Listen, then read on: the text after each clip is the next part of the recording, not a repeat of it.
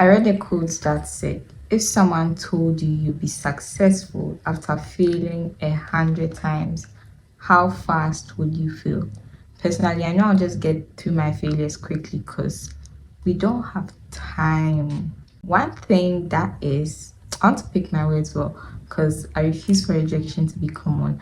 But one thing that I have had to deal with quite a bit recently is rejection. And as a young professional, it gets a little uncomfortable. You start feeling like maybe you're not good enough, or why is everybody getting ahead and you're still stuck behind, or you're not able to make progress in your career or in whatever it is that you're pursuing. But the truth is, rejection is really just a part of a process. That might not be what you want to hear, but that's the truth. And personally, there are a number of things I've been able to pick up to help me deal with rejection. So that's what I'm going to be sharing in this video. If you are new here, hi, I'm Diane, and on this channel, I talk about things I'm figuring out about life in my 20s. So I hope you enjoy this one. Now, I made a post on my LinkedIn a while ago about a rejection. That rejection really hurts me. But yeah, I made a post about it on my LinkedIn, and I had a number of people reach out to me with some tips and advice. And I'm going to be sharing that alongside things I've also picked up on my own. So the very first point is, one of the key things you should be doing is actually like one of the best things you should do after a rejection is to ask for feedback, because it's something that can shape your next steps, and often it's actually the key to getting better. So reach out to the recruiter, whoever the interviewer was, and ask them, was this something about what you said in the interview, maybe your confidence levels, your demeanor? Was it a technical requirement they were looking out for that you didn't get? And if from your own assessment, maybe you actually know the reason why your application didn't go through, or you know what happened at the interview yourself, and it's something you can work on, actually take points from it and try to work on that. Because if you reach out and you try and get more information, it actually shows maturity. And just based off of that interaction, the recruiter will get the impression that you're someone who is willing to learn, someone who is willing to improve based on feedback, and they can actually recommend you for another role. So I'll speak about that next. But one key experience I've had with this is I applied for a fellowship, right? And I didn't get it. So one of my friends asked me to follow up and ask for feedback. Shout out to Kendi. She told me to ask for feedback.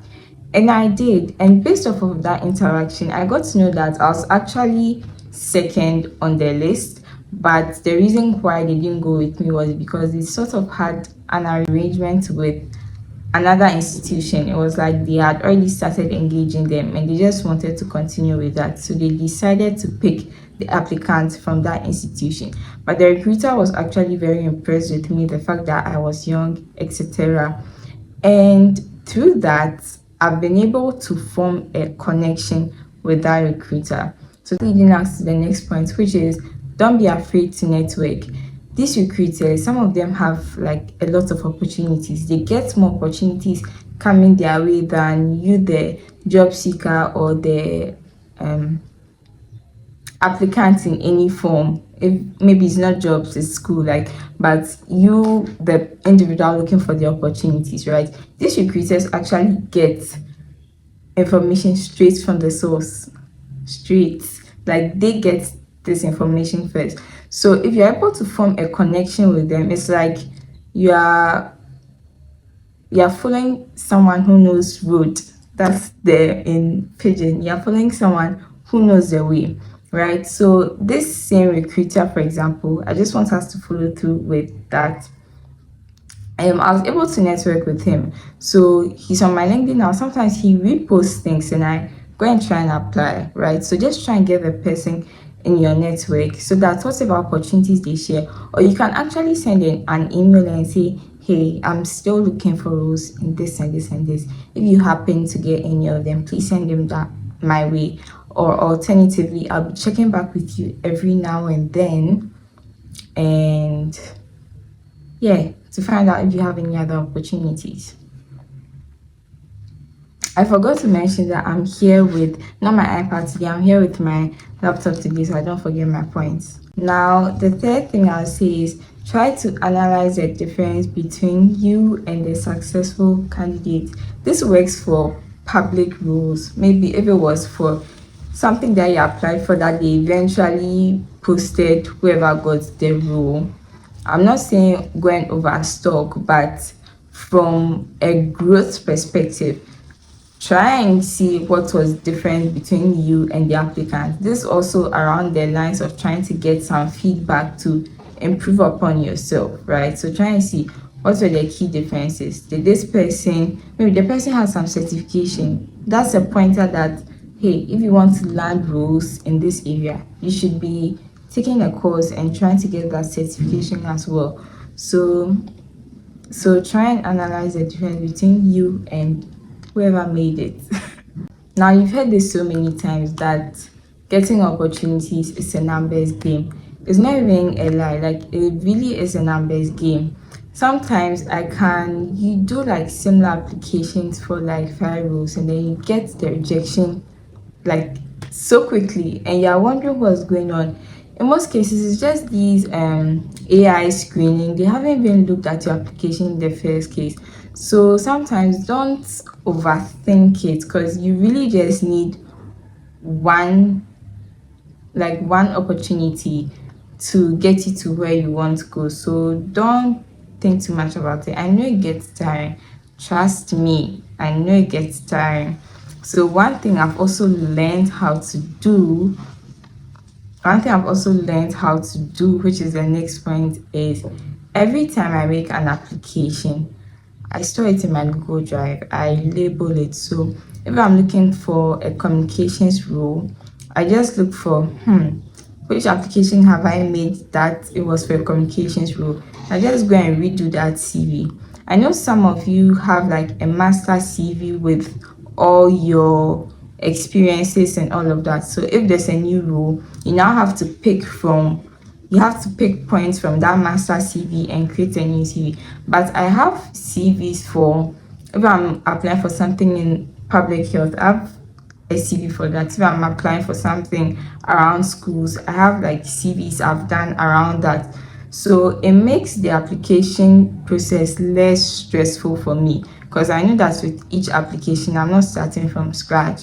And it also makes me feel like if I have to create a new document or work on something, because especially if you have to write a motivational letter, like personal statement for something, and you write from scratch and you are rejected, it hurts because you feel like you might have wasted your time. So if you don't want to feel like you've wasted your time, just the fact that you can reuse or repurpose that application or that information makes you feel better about the whole thing. I couldn't find a better word, but yeah, it makes you feel better about the entire situation. Now, my last and favorite pointer is, as always, keep upskilling. Like, you have to get to a point where when the recruiters see you coming, it's not like you are begging for their job. Like, they have to chase you, because sometimes after you go through the interview process and you even make it, realize that you don't even have a lot of power to negotiate because you haven't gotten top skills. But if you have what they need, like you are coming on board their team, maybe you are coming on board into someone's lab as a master student, you are bringing yourself, like they need to look at you and know that we need you. That's the point you are supposed to get to. So while you are in this process of applying and things, don't just focus on applications throughout. If in January your CV had only 2 technical skills and we are in, what month are we in? We are in April and your CV still has two technical skills, I'm not going to say it anyway.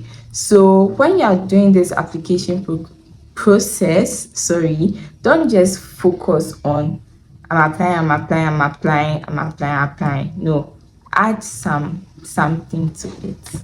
Okay, add some flesh to it. So yeah, keep going, keep learning, keep moving forward. I feel like I've spoken so much already, but just to run through, ask for feedback, don't be afraid to network, analyze the difference between you and the candidate. Remember that in most cases, it's just a numbers game. Stay organized, keep upskilling, keep growing, keep moving forward. Okay, that brings us to the end of this video. If you found it helpful or beneficial in any way, as always, please like, comment, subscribe, share to someone else, because sometimes when the engagement is low, I actually feel lazy about posting. So that also encouraged me to keep making these videos.